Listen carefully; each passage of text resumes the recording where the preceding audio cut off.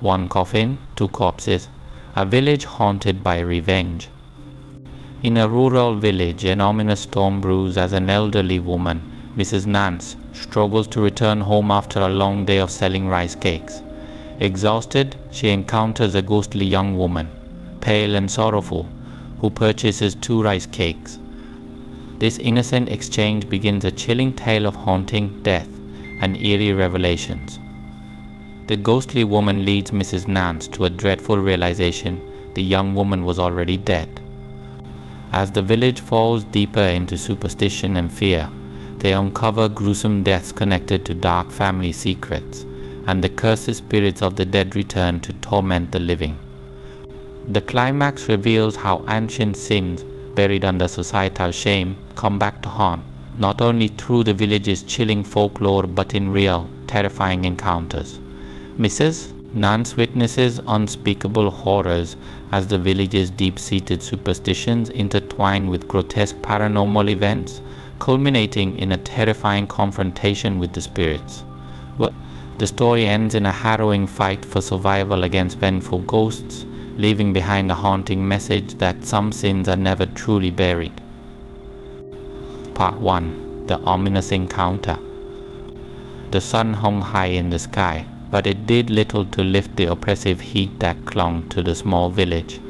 Mrs. Nance's legs felt like lead, each step heavier than the last. Her back ached from the weight of the bamboo pole balanced across her shoulders, its end sagging with bundles of unsold rice cakes. She had been walking for what felt like hours, her wrinkled hands gripping the pole as she shuffled down the dirt path leading home. The wind picked up slightly, swirling dust into the air, and Mrs. Nance paused to catch her breath, glancing up at the dark clouds rolling in from the distance. The storm was coming.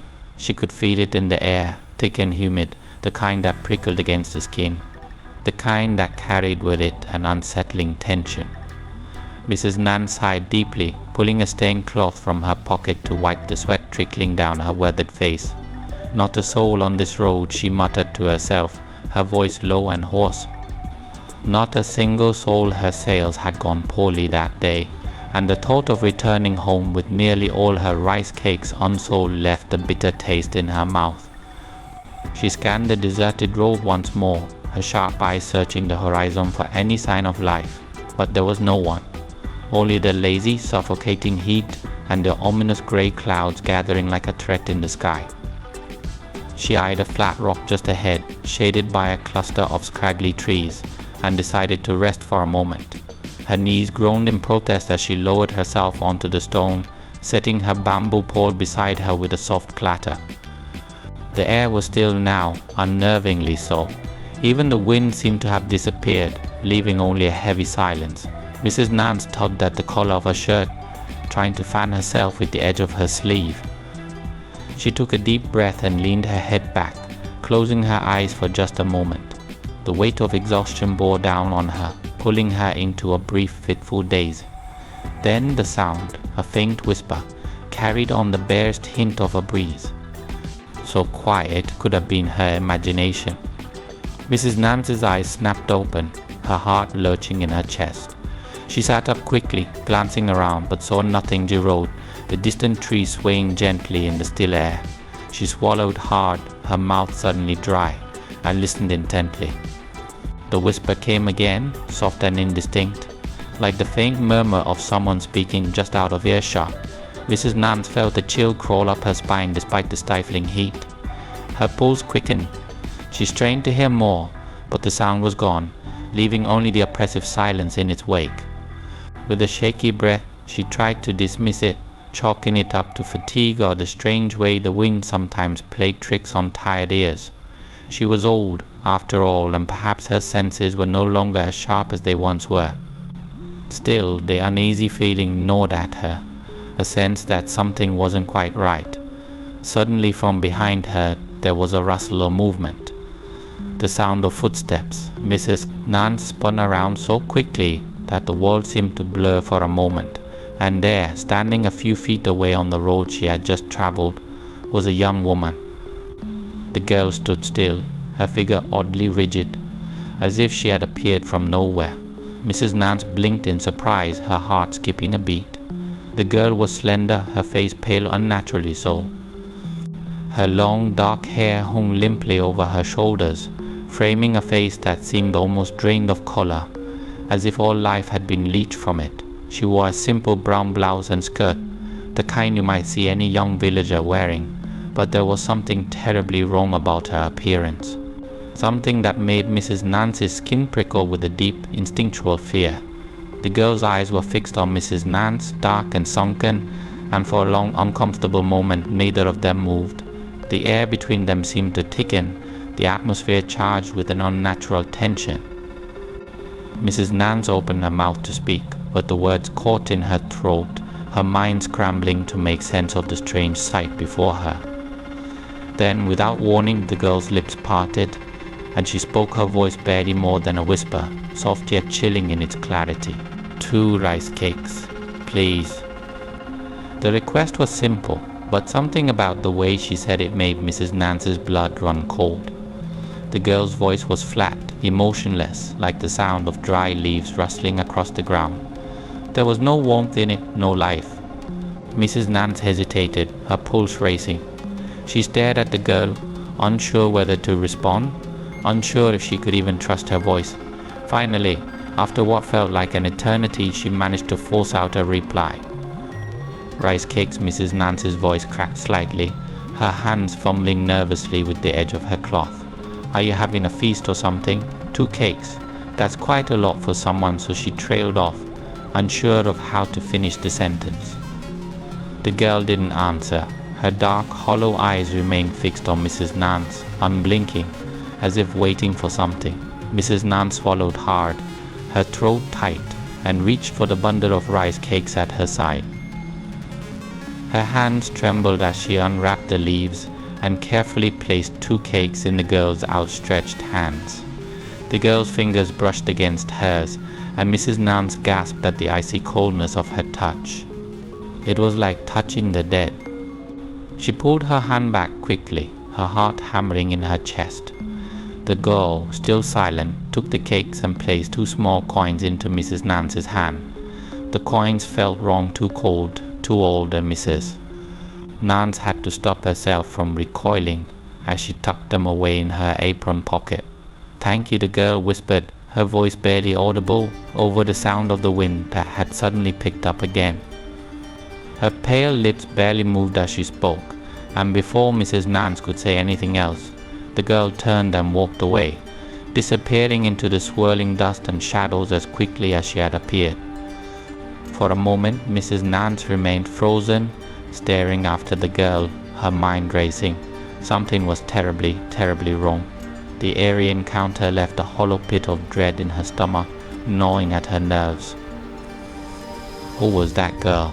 And where had she come from? Shaking herself from her daze, Mrs. Nance stood up, gripping her bamboo pole tightly. The storm was drawing closer, now the sky darker, the wind stronger. She needed to get home. She needed to get away from this place. With hurried steps, she gathered her belongings and started down the road once more, her heart still pounding. But as she walked, the uneasy feeling refused to leave her. It lingered, clinging to her like a shadow, whispering in her ear, warning her of something she couldn't quite grasp. She glanced back once, half expecting to see the pale girl standing there again, watching her. But there was no one, only the empty road behind her, and the ominous clouds that loomed overhead like a threat waiting to descend. Mrs. Nance quickened her pace, her heart heavy with fear, as the first drops of rain began to fall. Part 2. A chilling realization. Mrs. Nance's footsteps echoed hollowly against the deserted road, her breath coming quicker than it should for such a short walk. The weight of the bamboo pole across her shoulders seemed heavier than before, and the small coins the pale girl had handed her were like icy anchors weighing down her apron pocket. She tried to shake off the lingering unease, but it clung to her, seeping into her bones. As the dark clouds overhead rolled in faster, blotting out what little light the sun had left, the entire world felt shrouded in shadows. Mrs. Nance glanced back, her eyes scanning the path behind her. but the road was empty. Not a trace of the girl, not even a footprint in the dust. Her heart hammered in her chest, loud and insistent, as if trying to remind her of something. But what? What had unnerved her so deeply about the girl? Yes, she was pale, frighteningly so, and her voice had been unsettling, flat and emotionless, almost like it wasn't hers. But there was something else, something Mrs. Nance couldn't put her finger on. The girl's touch. She could still feel it cold, unnaturally cold, like the hand of someone who had been dead for a long time. A shiver ran down her spine despite the thick, warm air. The more she thought about it, the more her skin crawled. The sensation hadn't been just a fleeting chill. It had settled deep into her, like frostbite spreading beneath the surface. Mrs. Nance wiped her brow again, her hand trembling as she did so. She tried to focus on the path ahead, willing herself to ignore the strange encounter. She was just tired, that's all. Exhaustion was making her see things, feel things that weren't there. She had been walking for hours in the oppressive heat, and her mind was playing tricks on her. That had to be it. But no matter how much she tried to convince herself, the fear gnawed at her, a quiet dread lurking in the back of her mind. The wind had picked up again, gusting through the trees and sending dry leaves skittering across the road. But it wasn't just the wind she heard, no. There was something else. Something quieter, more sinister, the soft sound of footsteps, faint but unmistakable, trailing her in the distance.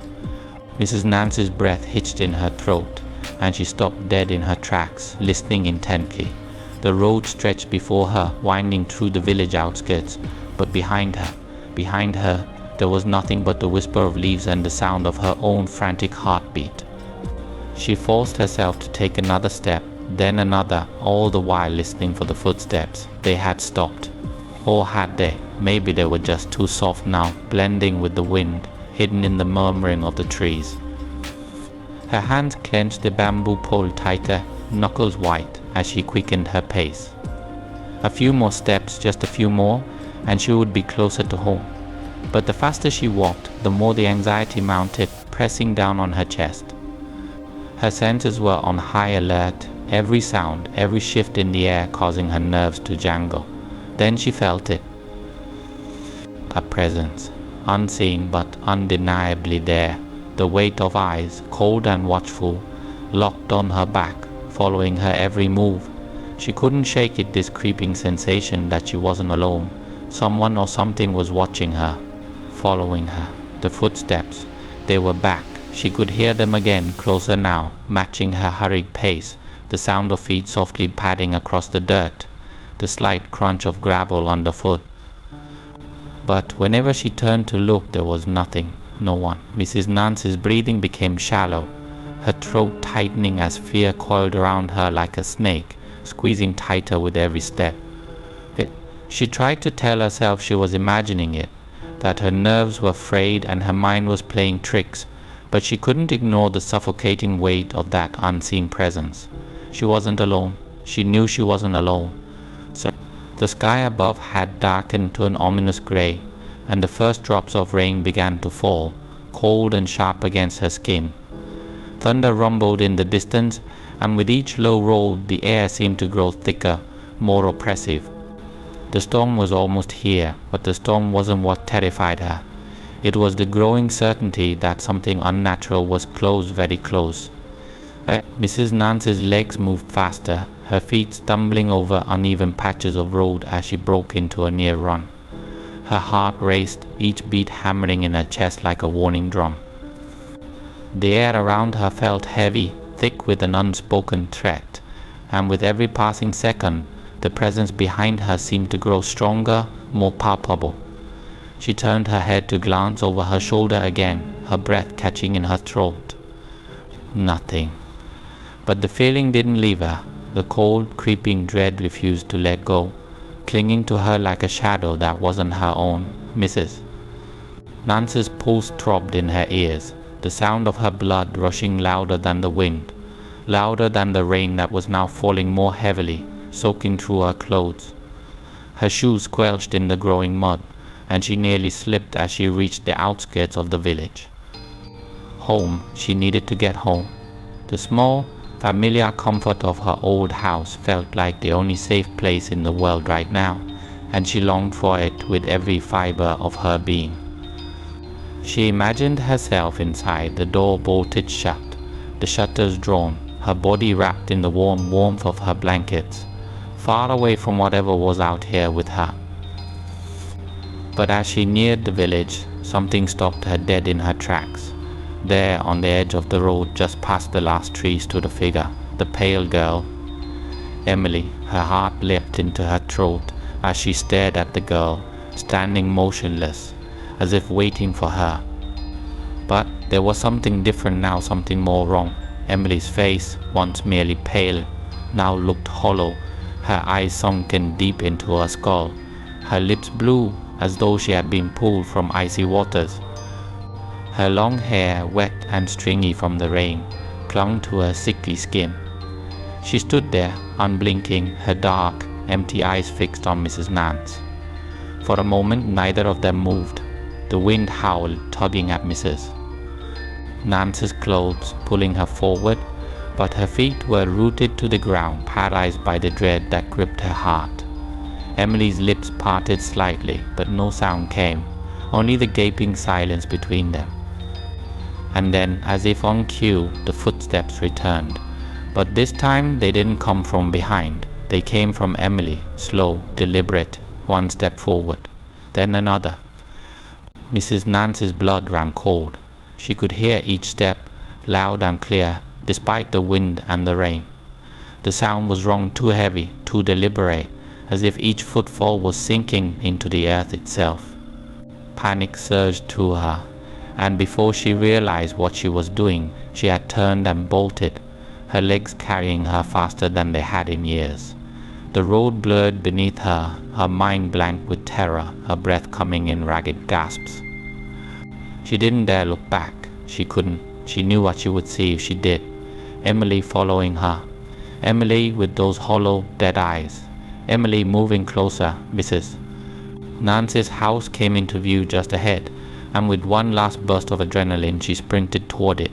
Fumbling with the latch as she threw the door open and stumbled inside, slamming it shut behind her. Her back pressed hard against the door, her chest heaving with the effort to catch her breath. Outside, the storm raged on, thunder crashing so loudly it shook the walls of her tiny home. She could hear the rain hammering against the windows, the wind howling through the cracks. But all of that was distant now, background noise to the sound she dreaded most. The footsteps, they were still there, outside her door, soft at first but growing louder, closer. Each step deliberate, as if Emily were taking her time, savoring the terror she had instilled. Mrs. Nance squeezed her eyes shut, praying that the nightmare would end, that the footsteps would fade, that she would wake up and find that none of this had been real. But the footsteps didn't stop, and neither did the feeling of being watched. Part 3. The funeral procession. As Mrs. Nance hurried toward the safety of her village, her mind was racing, heart still pounding from the unsettling encounter with the pale girl, her feet muddy and cold, splashed against the wet ground as the storm clouds unleashed their fury above. The rain was coming down harder now, each drop hitting her like icy needles, but none of it could distract her from the gnawing dread that coiled in her chest. The presence, the thing that had watched her, was behind her no more, or so she hoped, but the memory of that touch, that hollow-eyed gaze, remained like a brand burned into her soul. She was almost at the village now, the familiar sight of thatched roofs and winding stone paths just coming into view, but something was different, something in the air that felt heavier, darker than the storm itself. As she drew nearer, she heard it, a low, somber sound, the deep, sorrowful notes of a funeral procession. Mrs. Nance slowed her steps, her heart skipping a beat. It was faint at first, like a distant moan carried by the wind, but it grew clearer as she approached. The mournful toll of a brass bell, the rhythmic beat of a drum, and the wails of grieving voices mixed with the pattering rain. Even through the curtain of falling water, she could see the crowd gathering ahead, villagers dressed in solemn black robes, their faces etched with grief. But she clutched the bamboo pole tighter, her fingers slick with rainwater, and stopped just shy of the crowd, blending into the shadows cast by the dimming daylight. The sight before her was one of sorrow, a family dressed in mourning clothes, leading a procession toward the small cemetery that lay at the edge of the village. The body of a young woman lay on a wooden bier, draped in white linen and adorned with sprigs of wilting flowers. Her face, pale and waxen, was barely visible beneath the shroud. Mrs. Nancy's breath caught in her throat. She felt the weight of something dark and oppressive sink into her bones, an unshakable sense that the village had been touched by something terrible, something far worse than the storm that raged above. The air was thick with loss, and the funeral march moved with a slow, heavy pace, each step echoing the finality of death itself. One of the villagers, an old woman with tear-streaked cheeks, leaned into another, her voice breaking through the muffled sobs. "Poor Emily," she said, her voice thick with sorrow.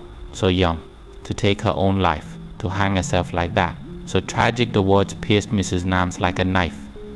Emily, her pulse quickened, her body suddenly cold despite the heat of the day. She could hardly breathe, her chest tightening as though the very air had been sucked from her lungs. She took a step back, her legs weak, her mind racing. Emily, she had heard that name before. Just a few hours ago. The girl, she turned her head sharply, her heart slamming against her ribs. No, it couldn't be. It's impossible. But the truth was there, hanging in front of her like the pale corpse under the shroud. Emily, the girl she had just sold rice cakes to, the girl with the deathly cold hands, the hollow eyes, the lifeless voice. A shiver shot down her spine, her skin crawling with realization. The same girl, the girl she had seen in the middle of the road, the one who had walked away without so much as a glance back, had been dead. She had been talking to a ghost. Her knees buckled, and she staggered back, clutching at the nearest tree for support. She felt dizzy, her vision swimming, as the weight of what she had just realized pressed down on her like a physical force. A ghost. I spoke to a ghost. The realization hit her so hard she almost collapsed. Mrs. Nance's mind scrambled to make sense of it, but there was no logic to cling to, no rational explanation that could calm the storm of fear rising inside her. How could she have spoken to a dead woman? She had seen Emily's face pale, yes, but not lifeless. She had held her hand. She had taken her money. The coins in her pocket suddenly felt like lead weights, dragging her down, cold coins like ice. She glanced around, eyes wide with panic. The villagers hadn't noticed her yet. They were too absorbed in the grief of the funeral, their heads bowed, their faces somber. She could hear their whispers now, fragments of conversation that only deepened her dread.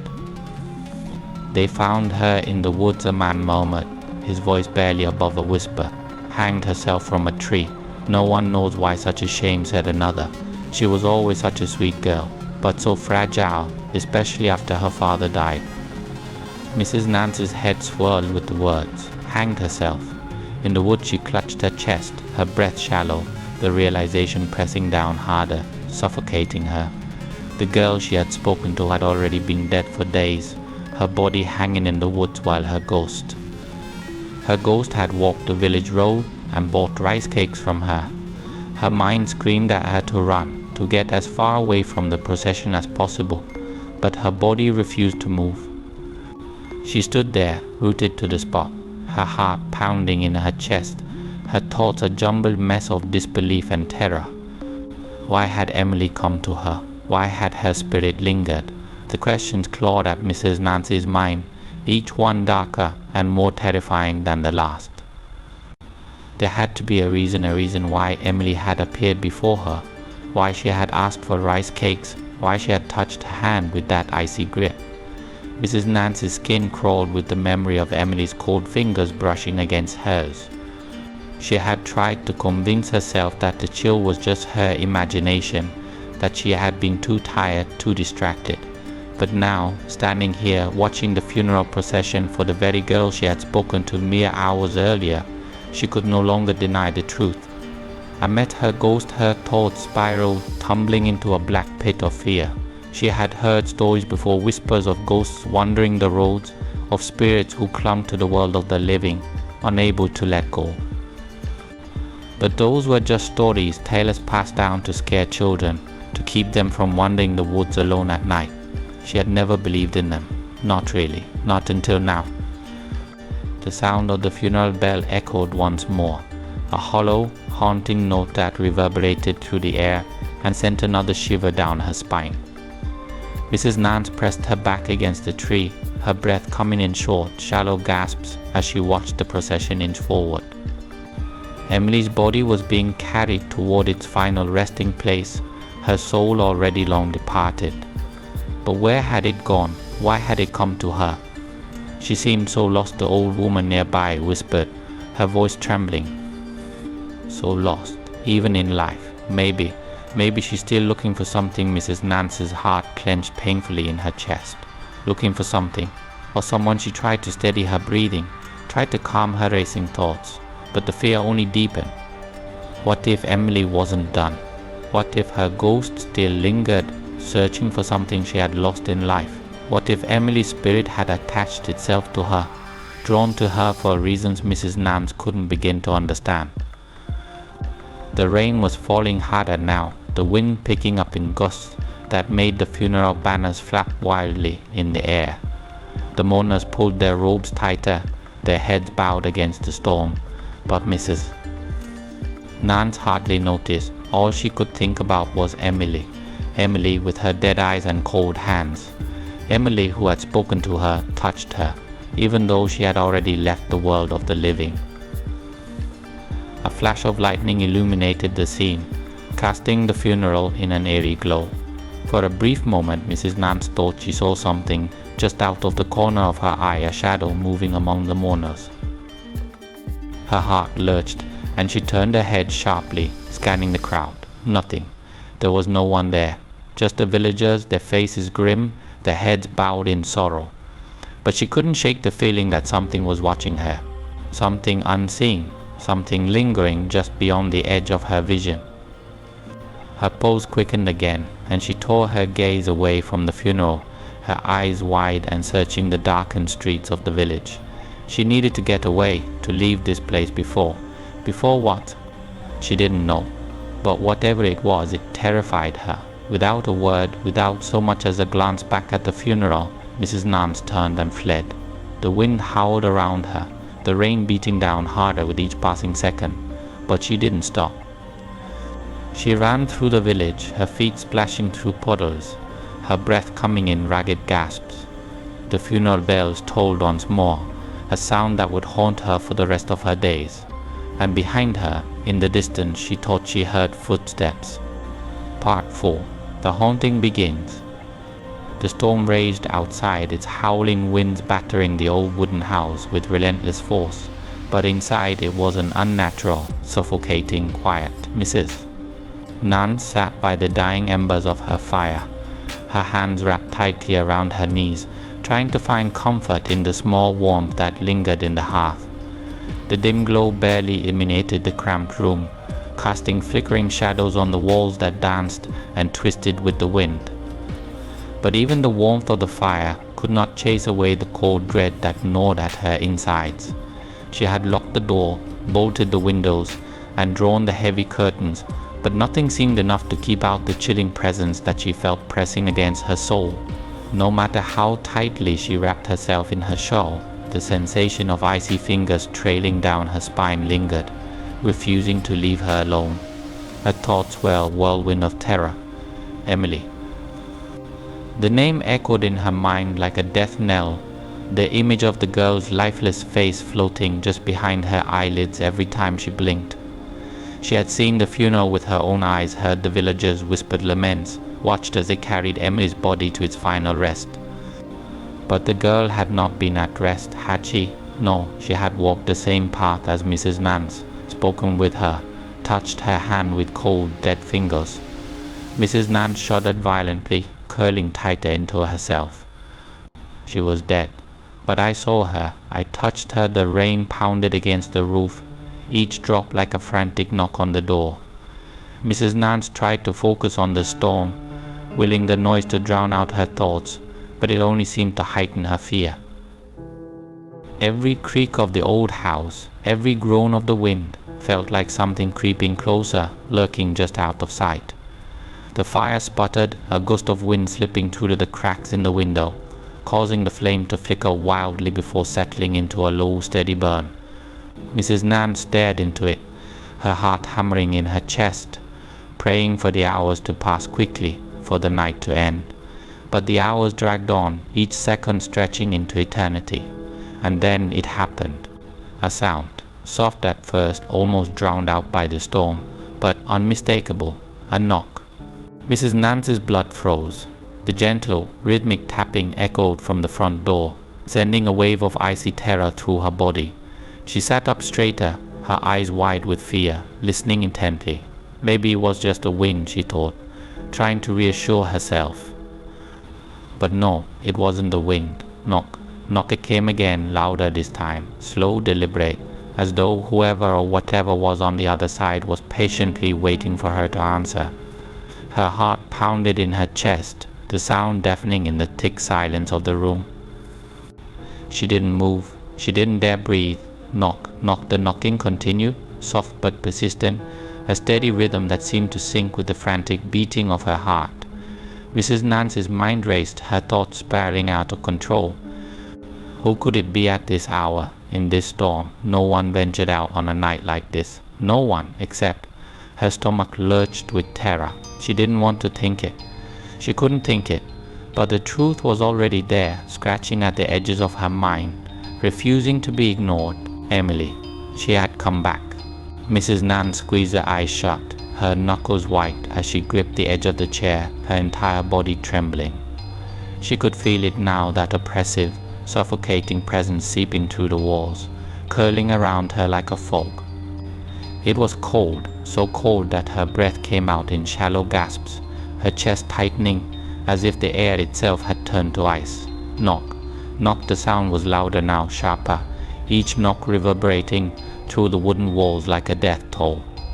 The steady, patient rhythm seemed almost mocking, as if whoever stood outside already knew that Mrs. Nance would never answer the door, that she would sit there, paralyzed by fear, as the storm raged on. But she had to know. She had to be certain. Her hand shook violently as she reached for the small candle on the table beside her. The flame wavered as she lifted it, casting a flickering light that made the shadows in the room twist and shudder. She rose from her chair, her legs trembling so badly she almost couldn't stand, and slowly made her way to the door. The knocking had stopped, but the silence was even more terrifying. It pressed in on her, heavy and thick, like the calm before a storm. With each step, her mind screamed at her to turn back, to bolt the door, and hide under her blankets like a frightened child. But she couldn't. Something deep inside her, some dreadful, morbid curiosity pushed her forward, closer to the door, closer to whatever waited on the other side. She stopped just inches from the door, her breath coming in ragged gasps. Her heart pounded so hard she thought it might burst from her chest, her pulse roaring in her ears. She could feel the presence now, stronger than ever, pressing against the door, as though it were mere inches away from her. She reached out with a trembling hand, her fingers brushing the cold wood of the door. Her heart skipped a beat, her body frozen in place. She had to know, she had to see. Slowly, so slowly, it felt like time had stopped. Mrs. Nance reached for the bolt and slid it back with a sharp metallic click. The sound seemed to echo in the silence, louder than it should have been, sending a shiver down her spine. Her hand hovered over the doorknob. She hesitated for a moment, her fingers trembling, before finally gripping the handle and turning it ever so slightly. The door creaked open, just a crack, barely enough to see through, but enough to feel the icy wind whip through the gap, biting at her skin. Mrs. Nance held her breath, her heart racing, as she peered through the small opening, her eyes straining to see what lay beyond. The darkness outside was thick and impenetrable, the rain falling in sheets, obscuring everything in sight. For a moment there was nothing, just the howling wind and the relentless downpour. But then she saw it, a shadow, a figure, standing just beyond the edge of the porch, motionless in the rain. It was faint, barely more than a silhouette, but Mrs. Nance knew. She knew who it was. Emily the girl stood there, drenched from head to toe, her hair plastered to her face, her clothes hanging heavily with water. But it wasn't the rain that made Mrs. Nance's heart stop. It was the girl's eyes wide, hollow, staring straight ahead with an intensity that made Mrs. Nance's blood run cold. For a moment, neither of them moved. The storm raged around them, the wind howling through the trees, but everything else was still. Time seemed to freeze as Mrs. Nance and the ghostly figure locked eyes, the weight of the dead girl's gaze pulling Mrs. Nance deeper into her own fear. Then, just as suddenly as it had begun, the knocking returned. But this time it wasn't on the door. The knocking was inside the house. Mrs. Nance's breath hitched in her throat, her body going rigid with terror. The sound was coming from behind her now, slow and deliberate, echoing through the small room. She spun around, her candle flickering wildly as she searched the shadows for the source of the noise. The room was empty. The fire had died down to nothing but glowing embers, casting long, eerie shadows that seemed to move on their own. Knock, knock, the sound came again, closer this time, louder, as if the walls themselves were knocking. Mrs. Nance stumbled back, her pulse racing, her mind reeling with fear. She was trapped. There was nowhere to go, nowhere to hide from the thing that had followed her home. Suddenly the candle in her hand flickered and went out, plunging the room into darkness. The only light now came from the faint glow of the dying fire, casting long, sinister shadows that twisted and contorted with every gust of wind. Mrs. Nance backed away, her hands outstretched, searching for something, anything, to hold on to. The knocking continued, louder and more insistent, filling the room with its eerie rhythm. It was everywhere now, coming from the walls, the floor, the ceiling, as if the entire house was alive with the sound. And then she felt it, a hand, cold, wet, and unmistakably real. It brushed against her arm, soft at first, but then it tightened, gripping her wrist with an unnatural strength. Mrs. Nance let out a strangled cry, her body frozen in terror, as the hand pulled her closer, dragging her toward the shadows. She twisted and pulled, trying to free herself from the ghostly grip, but it was no use. The hand was relentless, its icy touch seeping into her skin, filling her with a bone-deep cold that left her numb and shivering. The knocking grew louder, more frantic, as if the very walls were collapsing in on her, trapping her in a nightmare she could not escape. The room spun around her, the shadows closing in, and the last thing she saw before the darkness swallowed her whole was the pale, lifeless face of Emily staring back at her. Part 5. The Ghostly Visit. The storm had only grown worse as the night dragged on. Wind howled around Mrs. Nance's small cottage, rattling the windows and sending chills through the aging wooden walls. Rain beat down in torrents, filling the night with a relentless, rhythmic drumming. But inside it was the silence that terrified her the most. She stood frozen by the door, her heart pounding violently in her chest. Her fingers still rested on the handle, cold sweat slicking her palms.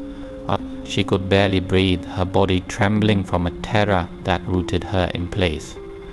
Her mind raced, every fiber of her being telling her to close the door, lock it, and never look back. But she couldn't. She had to know. She had to see if it was really her. The figure outside remained still, motionless in the storm. Mrs. Nance's eyes, wide with dread, struggled to adjust to the darkness. The wind whipped the girl's wet hair around her face, but something about her posture, something about the way she just stood there, without moving, made Mrs. Nance feel a deep, gnawing terror. And then with slow, deliberate steps, the girl began to move. Mrs. Nance's breath caught in her throat as the figure came closer, stepping out of the shadows and into the faint light spilling from the doorway. Her feet made no sound on the rain-soaked ground. She simply glided forward, her movements too smooth, too unnatural. Mrs. Nancy's legs felt like lead, her entire body tense and unyielding, as if the very air had turned solid around her. The girl stepped onto the porch, her face illuminated at last by the flickering candlelight from inside the house. And Mrs. Nancy's blood turned to ice. It was Emily. But not the Emily she had seen in the village, no. This was something far worse. Her face was pale or almost translucent, her skin stretched too tightly over her skull, giving her an unnatural, deathly appearance. Her once delicate features were twisted into a grotesque, unnatural grin, her lips pulled back in a way that made her mouth seem far too wide. Her eyes, oh, those eyes were hollow, black as the night, with no hint of life behind them. Just endless, consuming darkness. Thank you, Emily's voice was a whisper, barely audible over the storm, yet it cut through the air like a blade. Thank you for the cakes. Mrs. Nance, the word sent a jolt of horror through Mrs. Nancy's body, a wave of cold so intense it felt as though her very bones had turned to ice. She wanted to scream, wanted to run, but her body wouldn't obey. She was trapped, standing there, face to face with a creature that should not exist, a ghost.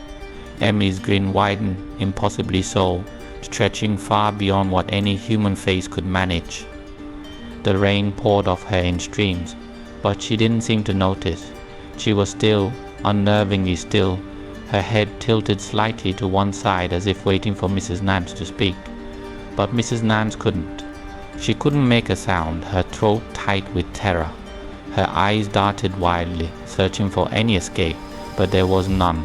She was alone, trapped with the spectre of a girl who had died days ago. Emily took a step closer. The air around her seemed to grow colder, the warmth from the fire inside the cottage suddenly feeling very far away. The storm outside raged on, but it felt distant now, muffled, as though the world itself had been muted. All Mrs. Nance could hear was a steady drip, drip, drip of rainwater falling from Emily's clothes and the pounding of her own heartbeat in her ears. Did you think I wouldn't come back? Emily's voice was sweet, childlike, but beneath it, there was something darker, something malevolent. I wanted to say thank you for being so kind to me. Mrs. Nance's knees buckled slightly, her hand slipping from the doorframe as she took a shaky step back. Emily followed, her hollow eyes fixed on Mrs. Nance, never blinking, never wavering. And then, without warning, the candlelight flickered and went out.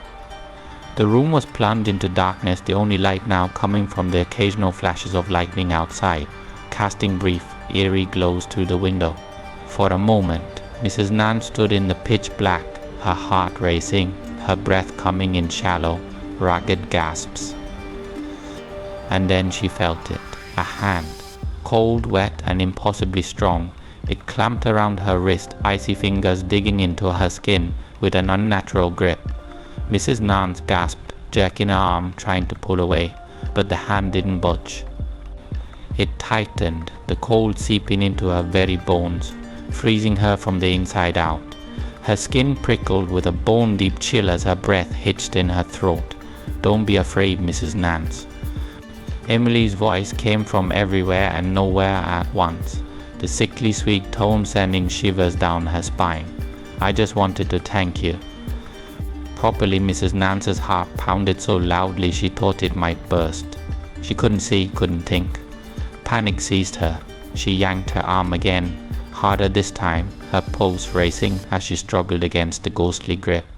But Emily's hand was like iron, holding her in place with an unnatural strength. Lightning flashed, illuminating the room for the briefest moment. In that instant, Mrs. Nance saw her Emily standing just inches away, her face twisted into that horrific grin, her empty, soulless eyes locked onto Mrs. Nance's with a terrifying intensity. The room seemed to shrink around them, the walls pressing in, suffocating her, trapping her in this nightmare with the dead girl. And then Emily moved closer. Her face was inches from Mrs. Nance's now, her breath cold against her skin, her hollow eyes wide and unblinking. Her grin widened even further, if that were possible, as she whispered, "Thank you," a scream tore from Mrs.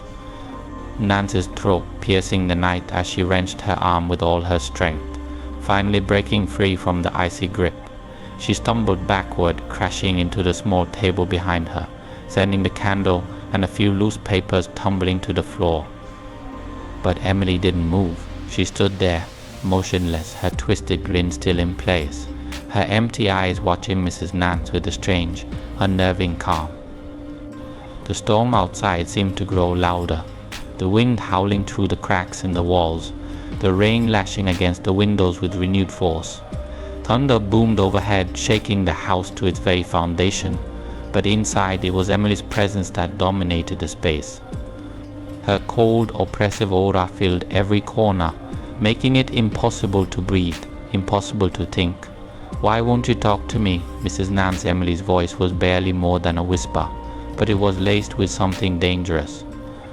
"Aren't you glad I came back?" Mrs. Nance's hand shook violently as she backed away, her eyes darting around the room searching for any escape. But there was none. Emily was between her and the door, her pale form blocking the only way out. The storm outside was too fierce to run into besides. How far could she get in this weather? Another flash of lightning illuminated the room, and in that brief second of light, Mrs. Nance saw something that made her heart stop. Behind Emily, just beyond the doorway, were shadows, dark, shifting shadows moving unnaturally against the walls as if they were alive, and they were closing in. The room seemed to darken even further, the air growing colder, heavier, as if the very essence of death itself had entered the house. Mrs. Nance could feel it now. Emily wasn't alone. There was something else here, something lurking in the shadows, something far worse. Well, the knocking returned, louder and more insistent this time, echoing through the room like the beating of a drum. But now it wasn't just coming from the door. It was coming from the walls, the ceiling, the floor, everywhere at once, surrounding Mrs. Nance in a cacophony of noise that drowned out the storm. Emily's grin never faltered. "You should have listened," she whispered, her voice barely audible over the knocking. "You should have left me alone." Mrs. Nance screamed again, but her voice was swallowed by the storm, by the relentless knocking, by the overwhelming presence of death that filled the room. The last thing she saw before the darkness consumed her was Emily's face, twisted into that grotesque smile, her hollow eyes burning into hers with an intensity that would haunt her forever. And then everything went black. Part 6. The village awakens in fear. The sun had barely risen, casting weak rays of light through the mist that still clung to the village, but already the air buzzed with hushed whispers and nervous glances. The storm from the night before had finally subsided, leaving behind muddy roads and the distant sound of water trickling through the village's drainage ditches. But something far more unsettling had taken root in the hearts of the villagers that morning. Old Mrs. Nance, the stoic, practical woman who had survived more hardships than most, had been found at the edge of her small cottage, sprawled on the cold, wet ground, unconscious. It was Mr. Henry, her neighbor, who had come across the eerie scene. He had been on his way to the fields when he noticed Mrs. Nance's door hanging open, a gust of morning wind making it creak on its old hinges. When he stepped inside, his eyes widened in horror at the sight before him. Mrs. Nance was lying on her back, her face deathly pale, her body stiff as though frozen. Her once dark hair had turned a stark, ghostly white overnight. The transformation was so shocking, so unnatural, that for a moment Mr. Henry stood frozen, his breath catching in his throat. She looked as though she had aged a lifetime in the span of mere hours. But it wasn't just her appearance that rattled him. In her hand, clenched so tightly that her knuckles had gone bone white, were two small, rusted coins, ancient relics that no one in the village had seen in decades, if not centuries. Henry recoiled, his heart thudding in his chest. What were those coins? And why was Mrs. Nance holding them as if they had been placed there with great purpose? He couldn't shake the dread that crawled up his spine. Kneeling down, he gently pried the coins from her hand, but the rust flaked off in his fingers, leaving behind a strange, cold residue on his skin. The sight of those relics, old and decayed, sent shivers through him. Panicking, he called out for help, his voice echoing through the sleepy streets. One by one, villagers emerged from their homes, drawn by his frantic cries. As they gathered, the grim reality of what had transpired during the night began to sink in. Whispers spread like wildfire through the crowd, the fear palpable in the air. "Did you see her hair?" one woman gasped, clutching her shawl tightly around her shoulders. "It's as white as snow, overnight. No one ages that fast, not unless something unnatural happened." "They say she encountered something in the storm," an old man muttered, his voice barely above a whisper. His weathered face was tight with fear. "I heard she met Emily last night." At the mention of Emily's name, the crowd collectively tensed, and a low murmur passed through them like a cold breeze. Emily. Her name had been a quiet memory until now, something the villagers spoke of only in passing and only in hushed tones. She had been dead for days, her tragic suicide shocking the village to its core. But the rumors that had followed her death were even worse. Tales of a vengeful ghost wandering through the storm, seeking those who had wronged her, began to take shape in the minds of the villagers. "She's come back," a man declared, his voice trembling. "Emily's ghost has come back, and is starting with Mrs. Nance." "But why Mrs. Nance?" another villager protested, shaking his head. "She's never harmed anyone. Why would Emily target her?" A tense silence fell over the crowd as they all exchanged nervous glances, no one daring to voice the fear that had taken hold of their hearts. The storm, the coins, the white hair, it all pointed to something far more sinister than any of them wanted to admit. "She sold her those cakes," Mr. Henry finally said, his voice grim. "Mrs. Nance gave Emily something last night. That's why." The realization hit the crowd like a wave, the weight of the truth settling over them. Mrs. Nance had been the last person to encounter Emily, to offer her anything. Even if the girl had been dead at the time of their meeting, it didn't matter. The villagers knew the old stories, the ancient legends of spirits who roamed the earth after death, seeking closure or worse, revenge.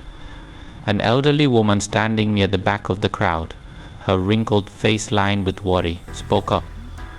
"My grandmother told me once that the dead will sometimes return to collect what was owed to them. If they were wronged in life, their spirit will wander until they find those responsible." A collective shudder rippled through the crowd. The idea of Emily's ghost walking among them, seeking out those who had failed her, who had wronged her, was too much to bear. And now it seemed she had started with Mrs. Nance. "What are we going to do?" a young mother asked, clutching her child protectively to her chest. "If she's come back, if Emily's spirit is here, what can we do to stop it?" No one had an answer. The fear in the village was growing, spreading like a plague. The storm had passed, but the unease left in its wake was far worse than any weather. There were stories of vengeful spirits in other villages, whispers of hauntings that had ended in tragedy. But no one had ever expected it to happen here, in their quiet, sleepy town. Mrs. Nance was carried back inside her home by some of the men, still unconscious, her white hair fluttering in the breeze like a ghostly shroud. They laid her gently on her bed, but even in her sleep, her face remained twisted in fear, her body stiff and unyielding. She murmured incoherently, her lips moving as though whispering secrets only the dead could understand. As the villagers stood outside her house, they spoke in low, fearful tones, wondering what would happen next. Some talked of leaving, packing up their families and fleeing to the next village over. Others whispered about hiring a priest, someone who could banish the spirit before it was too late. But none of them could shake the image of those ancient coins, rusted and worn, that had been found clutched in Mrs. Nance's hand. The coins had a history, they were certain of it. Old tales spoke of relics that tied the dead to the living, objects that held curses or promises unfulfilled. What if the coins were part of that? What if they were a token from Emily's restless spirit, marking Mrs. Nance as her first victim.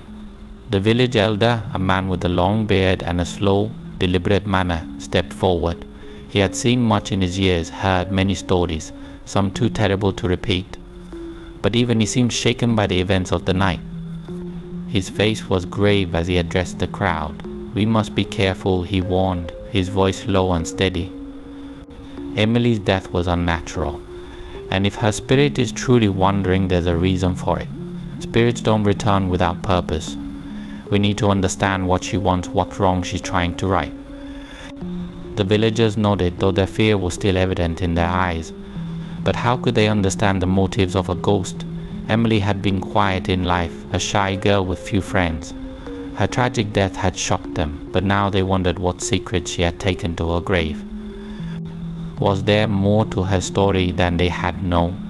Had someone in the village wronged her in a way they couldn't yet see? As the crowd began to disperse, the storm clouds lingering overhead like a dark omen, one thing was clear: fear had taken root in the village, and Emily's spirit was at the center of it. Whispers of curses, of hauntings, of ancient wrongs began to weave their way through the villagers' minds, turning even the most rational among them into believers of the supernatural. And in her small, dark cottage, Mrs. Nance lay unconscious, haunted by the terror she had faced. The village, once a peaceful haven, was now gripped by a growing fear that something far more dangerous than a storm was brewing in their midst.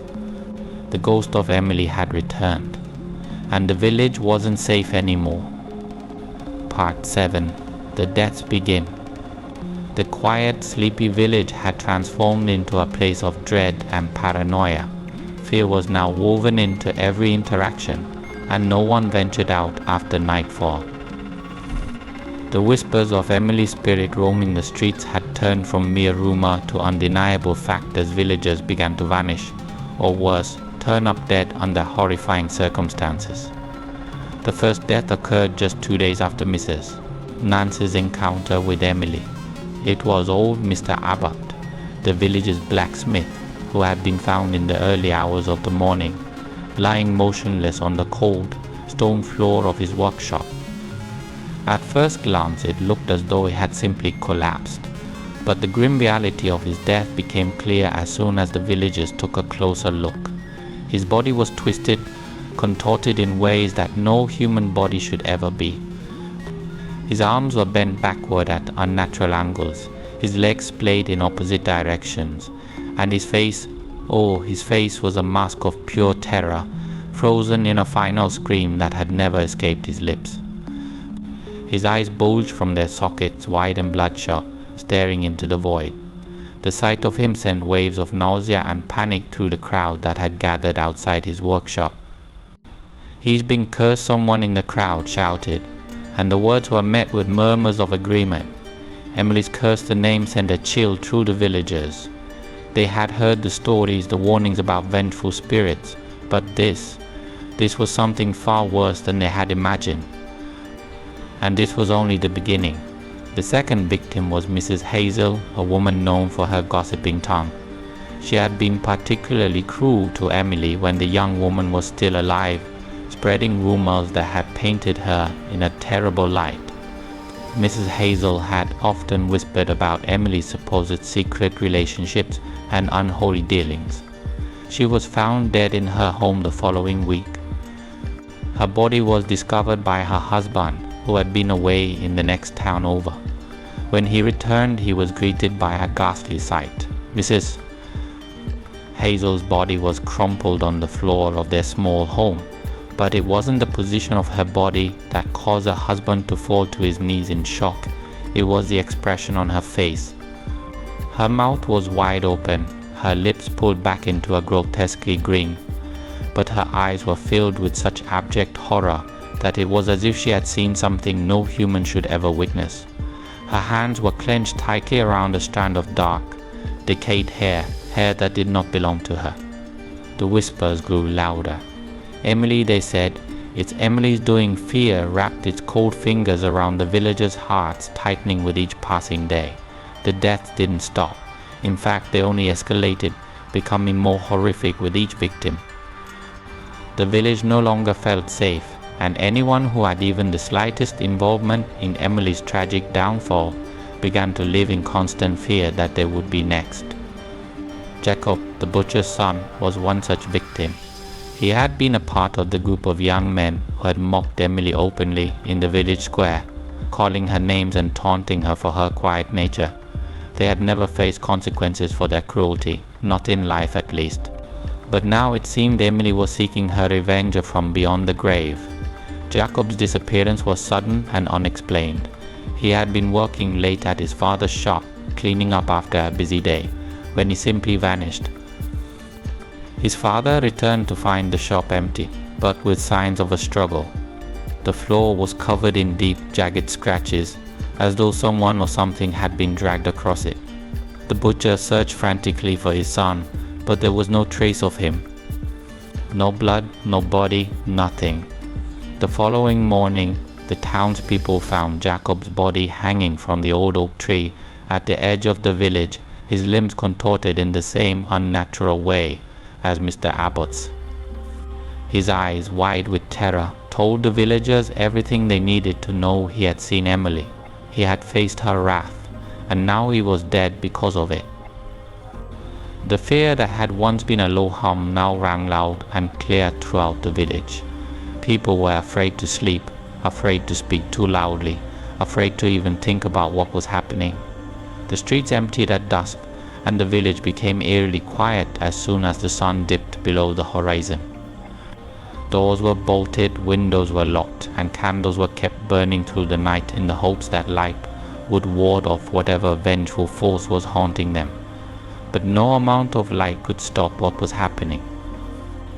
The curse had already taken root, and Emily's spirit would not rest until justice, her form of justice, was served.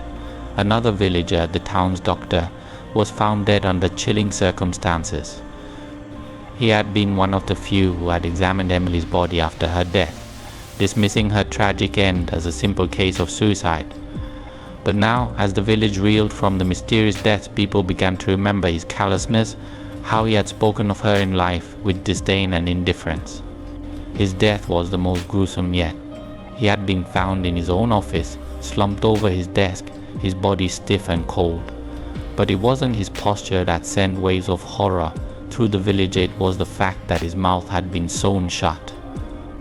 Thick, black thread had been crudely woven through his lips, sealing them together as if to silence any further disrespect. His eyes, still open, glistened with tears that had long since dried. The message was clear: he had been silenced for his treatment of Emily. The villagers were now beyond terrified. They were paralyzed with fear, knowing that death was stalking them one by one, but there was nothing they could do to stop it. Emily's spirit had grown more powerful with each passing night, and the deaths were becoming more frequent, more brutal. Desperation began to grip the village as people frantically sought solutions. Some prayed, hoping for divine intervention. Others sought out the help of traveling priests or shamans, anyone who could offer a solution to the terrifying plague that had descended upon them. But no amount of prayer or ritual could stop Emily's vengeance. The deaths continued, leaving behind mangled bodies and twisted, fearful expressions on the faces of those who had once wronged her. The village elder, the man who had once spoken with calm authority, was now a shadow of his former self. He had aged rapidly over the course of the past few weeks, his hair thinning and his eyes hollow. He knew the village was on the brink of destruction, and he was powerless to stop it. "We've done something terrible," he whispered one night to a small group of villagers who had gathered in the town square. "We let her suffer. We let her die with that weight on her shoulders, and now she's punishing us for it. She won't stop until she's taken all of us." "Taken all of us," a villager stammered, his voice trembling. "You mean?" "We're all going to die." The elder's eyes were filled with sorrow as he nodded. "Unless we find a way to appease her spirit. Yes, Emily will take every single one of us." Fear spread through the crowd like wildfire. The reality of the situation was finally sinking in. They were all marked, all cursed. No one was safe, not until Emily's spirit was satisfied. That night, another villager vanished. This time it was Lucy, the baker's wife. She had been alone in her kitchen, preparing bread for the next day, when she heard a faint whisper behind her. At first she thought it was the wind, but when the whispers grew louder, more insistent, she turned around, her heart pounding in her chest. There, standing in the doorway, was Emily's ghost. Her face was pale and gaunt, her eyes hollow and filled with a cold, unrelenting malice. Her lips twisted into a grotesque smile, parted as she spoke. "Do you remember me?" Lucy, Lucy's scream pierced the night air, but by the time the villagers arrived she was gone. All that remained was the faint smell of freshly baked bread and a thin layer of flour dusting the floor, where she had once stood. The village was unraveling.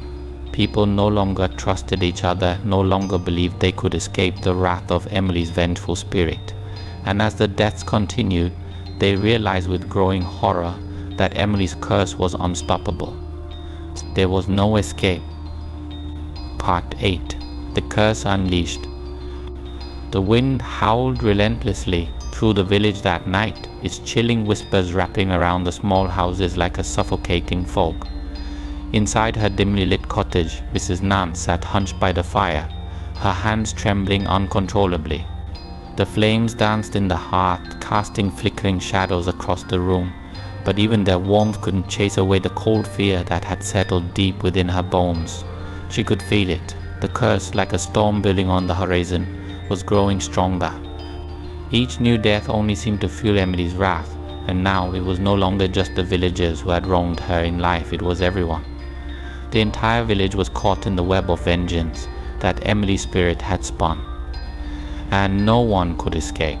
The deaths had become more frequent. With each passing night, another life was claimed, and the horror that gripped the village deepened. Some villagers fled, hoping to outrun the terror, but even they weren't safe. A family who had packed their belongings and left under the cover of darkness was found dead just beyond the village limits, their bodies twisted and contorted in the same grotesque manner as the others. Mrs. Nance's mind raced as she thought of her own encounter with Emily. That pale, sickly girl with the hollow eyes had seemed so harmless, so innocent, as she had asked for those 2 rice cakes. But now, looking back, Mrs. Nance knew she had come face to face with something far more sinister. Emily wasn't just a lost soul, she was something far worse, a spirit consumed by rage and grief, a ghost that sought only destruction. "Thank you for the cakes," Emily's voice echoed in Mrs. Nance's mind, the words laced with malice. It had been those same words that the villagers had started hearing carried on the wind. Every night, as the wind swept through the streets, it brought with it the sound of Emily's voice, soft and eerie, like a lullaby turned nightmare. It was always the same phrase, "Thank you for the cakes." But there was no gratitude in her tone, only bitterness, only the reminder that they had failed her, that they had let her die, abandoned her in her time of need. And now Emily was making sure they all paid for their neglect. Mrs. Nance pulled her shawl tighter around her shoulders, trying to stop her shaking. The fire crackled softly, but it did little to ease the tension in the room. Outside the wind picked up, rattling the windows, and in the distance she thought she heard it again, that voice. Thank you for the cakes. She wasn't sure anymore if it was just her imagination or if Emily's spirit was truly speaking to her. The village had descended into chaos, and it was impossible to separate reality from the nightmare that had engulfed them. People were turning on each other, desperate to find someone to blame, someone to stop the curse. But Mrs. Nance knew the truth, there was no stopping it. Emily's vengeance was unrelenting. With each death, the village grew quieter, as if the very air was being drained of life. The once bustling market square was now empty, abandoned. Shops remained shuttered, and the streets were barren. No one dared to venture out after dark, but even staying indoors didn't guarantee safety. A loud crash came from outside, shattering the stillness of the night. Mrs. Nance's heart leapt into her throat, and she scrambled to her feet, her old bones creaking in protest. She moved to the window, peering out through the small crack in the curtain, her breath shallow. At first she saw nothing, just the empty street, the wind kicking up loose dirt in swirling patterns. But then she saw a figure standing just beyond the flickering lamplight, motionless in the dark. The figure was small, slight, with long dark hair hanging limply over her shoulders. It was Emily. Mrs. Nance's chest tightened and her mouth went dry. Her mind screamed at her to move, to run, but her legs refused to obey. She stood frozen by the window, her hands gripping the sill as she watched the figure slowly turn its head toward her. The pale face that had once seemed so fragile was now twisted into something monstrous, her whole eyes gleaming in the faint light. Emily's lips parted, forming that same grotesque grin that had haunted Mrs. Nance's nightmares. And then, just as Mrs. Nance's breath caught in her throat, Emily's voice drifted through the air again, barely a whisper. "Thank you for the cakes." The word sent a bolt of terror through Mrs. Nance's body, and she stumbled back from the window, her heart pounding in her ears. She could hear her own panicked breath, ragged and uneven, as she tried to gather her thoughts. But there was no time to think, no time to plan. Suddenly, the temperature in the room plummeted. The fire in the hearth flickered violently before extinguishing completely, plunging the cottage into darkness. Mrs. Nance gasped, her eyes darting around the room as the shadows seemed to close in around her. Then, from the corner of the room she heard it, a soft, raspy breath, followed by a slow, deliberate step. Someone knew something was inside. "Emily," Mrs. Nance whispered, her voice trembling as she backed away from the sound. She could feel the cold creeping up her spine, freezing her blood, making her limbs feel heavy and useless. She knew, without a doubt, that the spirit had come for her. Another step, and another, the sound of feet dragging across the wooden floor, slow and methodical, as if savoring the fear that hung thick in the air. "Thank you for the cakes," the voice whispered, this time from right behind her. Mrs. Nance whirled around, her heart nearly stopping in her chest. But the room was empty. There was no one there, no visible figure, no tangible presence. Only the sound of the wind and the voice that seemed to echo from every corner of her mind. She fell to her knees, clutching her head, her fingers digging into her scalp, as if she could tear the voice from her brain. But it wouldn't leave. It wouldn't stop. "You didn't help me. You didn't save me." The words, once so soft, were now sharp and accusing, slicing through the air like a blade. Mrs. Nance squeezed her eyes shut, tears streaming down her wrinkled cheeks as guilt washed over her. She hadn't saved Emily. She hadn't even tried. And now, the price for her inaction was being paid in blood. The deaths, the twisted, horrifying deaths that had plagued the village were all because of her. Because she had done nothing. Because she had looked away when Emily had needed her the most. "I'm sorry, Mrs." Nance sobbed, her voice barely audible over the wind. "I'm so sorry," but her apologies fell on deaf ears. Emily's voice continued to haunt her, relentless and unforgiving. They all deserved it. They deserved to die. Mrs. Nance's breath hitched. The words seemed to change, taking on a darker, more sinister tone. It was no longer just Emily's grief speaking, it was something much more malevolent, something that craved pain and suffering. "They abandoned me, and now they will pay." Mrs. Nance opened her eyes, her vision blurred with tears. The room had grown even darker, the shadows thick and suffocating. And in the midst of the darkness she saw them twisted figures, contorted in unnatural shapes, their eyes wide and lifeless. The villagers who had died, now standing in her cottage, their bodies broken and bent, their faces frozen in agony. They stared at her, accusing, silent. The room began to spin, and Mrs. Nance felt her strength leave her. She collapsed onto the cold floor, her mind slipping into unconsciousness as Emily's voice echoed one last time, soft and venomous. "Thank you for the cakes." The village was eerily silent the next morning. The wind had died down, leaving only the faint sound of rustling leaves in its wake. But the atmosphere was heavy, oppressive, as if the very ground was weighed down by the sorrow and terror that had gripped the village for weeks. Mrs. Nance's body was found by her neighbors later that day, lying motionless in the middle of her cottage. Her once dark hair had turned completely white, her face frozen in a look of sheer terror. In her hand she clutched a handful of rusted, ancient coins, the same coins that Emily had given her on that fateful day. The news of her death spread quickly, and with it the realization that the curse was far from over. Part 9. Eternal Restlessness. The storm had passed, but the village was far from peaceful. In fact, the silence that followed seemed more unsettling than the howling winds and deafening thunder of the previous nights. As dawn broke over the village, it should have brought hope, the promise of a new day. But for the remaining villagers, it only brought dread. The storm may have subsided, but something far worse lingered. Emily's presence had not left with the storm. Her spirit, filled with rage and sorrow, still roamed the village.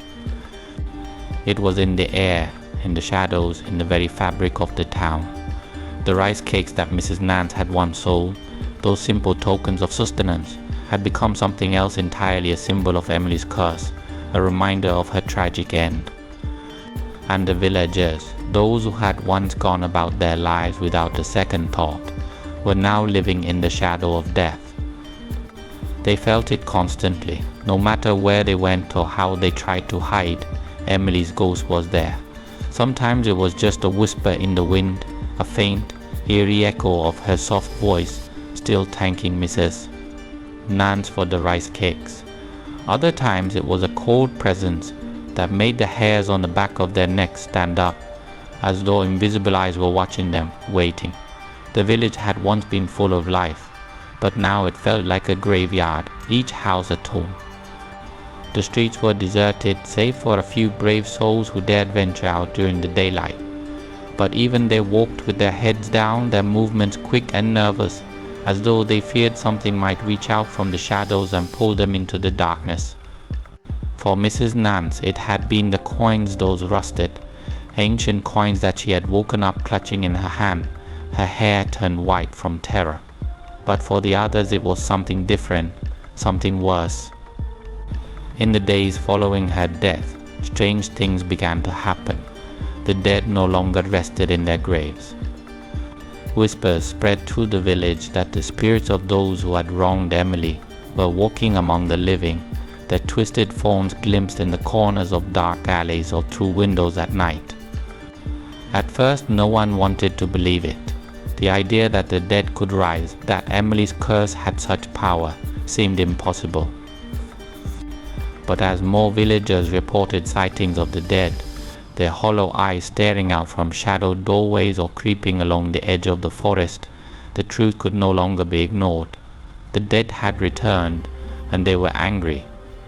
One night, a farmer named Jacob, who had once shunned Emily, claiming her illness was contagious and refusing to help her in her final days, saw something that would haunt him for the rest of his short life. He had been sitting at his kitchen table, his back to the window, when he felt it, a soft tapping, like fingers gently brushing the glass. At first he thought it was the wind, but when the tapping grew louder, more insistent, he turned to look. There, on the other side of the window, stood the figure of his long-dead father. His eyes, sunken and black, stared into Jacob's soul, his mouth twisted into a grimace. The sight was so terrifying that Jacob fell to the ground, his body shaking with fear. By the time he gathered the courage to look again, the figure was gone, but the imprint of those cold, dead eyes remained burned into his mind. He wasn't the only one. In the days that followed, more and more villagers began to see their deceased loved ones, not as they had remembered them, but as something grotesque, their bodies decayed, their faces contorted in expressions of anger and sorrow. And always in the background there was Emily, her spirit moving silently through the village, her presence felt in the wind, her voice carried on the breeze. "Thank you for the cake," she whispered, her words a constant reminder of the curse she had unleashed. The villagers, desperate to rid themselves of the curse, tried everything. They held ceremonies, called for priests from neighboring towns, and even burned offerings in the hopes that it would appease Emily's spirit. But nothing worked. The curse had taken root in the village, and it seemed nothing could undo it. The nights were the worst. As the sun set and darkness crept over the village, a deep, bone-chilling cold would settle in. The villagers would huddle in their homes, locking their doors and windows, trying to ward off the terror they knew was coming. But no matter how tightly they shut themselves in, the cold still seeped through the walls, and with it came the whispers. "They're coming," the wind would seem to say, as though Emily herself was warning them of what was to come. And then they would hear it, the sound of footsteps, slow and deliberate, moving through the streets. It wasn't the living who walked the village at night, but the dead.